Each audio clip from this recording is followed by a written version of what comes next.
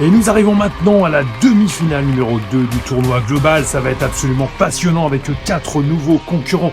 Et le premier n'est autre que Andrea Galula. Andrea Galula, il conduit une Lamborghini Gallardo de 61 grammes. On se souvient de lui, il avait terminé premier du groupe 12 avec 17 points. Deuxième en huitième de finale avec 9 points, 1 point devant le troisième, et premier en quart de finale avec 14 points. Le deuxième concurrent aujourd'hui, c'est Wilson Extreme. Il conduit une Ford de 29 grammes. Et on se rappelle car c'est lui le champion du tournoi rallye. Cette fois-ci, il avait terminé deuxième du groupe 14 avec 13 points.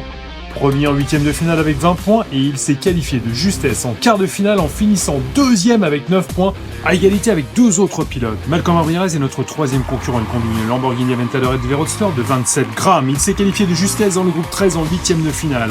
Il a terminé deuxième avec 14 points et en quart de finale, il a terminé premier avec 19 points. Mathias Cabanel, notre dernier concurrent, il conduit une McLaren de 29 grammes. Il a terminé largement devant dans le groupe 10 avec 23 points.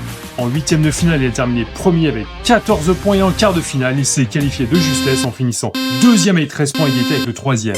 André Galula à la corde fait un très bon départ avec Wilson Extreme, il réussit à le doubler par l'intérieur. Derrière, c'est Malcolm Ramirez qui double Mathias Cabanel et c'est une victoire assez facile d'André Galula. Deuxième, Wilson Extreme, c'est assez logique. Et la bonne opération pour Malcolm Ramirez qui va prendre son temps tranquille. De toute façon, il va terminer troisième de cette course.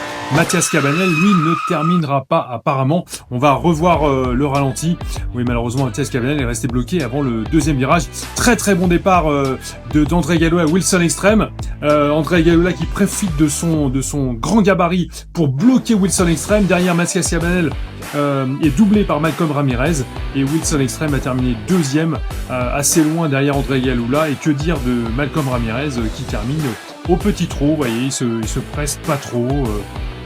On a le temps, il se balade. De toute façon, Mathias Cabanel étant bloqué, il sait qu'il a le temps pour observer peut-être le circuit. On verra si ça lui sert pour les prochaines courses. Du coup, au classement, eh bien, André Galula prend 7 points, Wilson Extreme 4 points, Malcolm Ramirez 2 points, Mathias Cabanel 0 points. Deuxième course maintenant avec Malcolm Ramirez à la corde et qui fait un très très bon départ mais qui bloque tout de suite Mathias Cabanel à ses côtés et qui va s'envoler vers une belle victoire. Apparemment, c'est bien servi.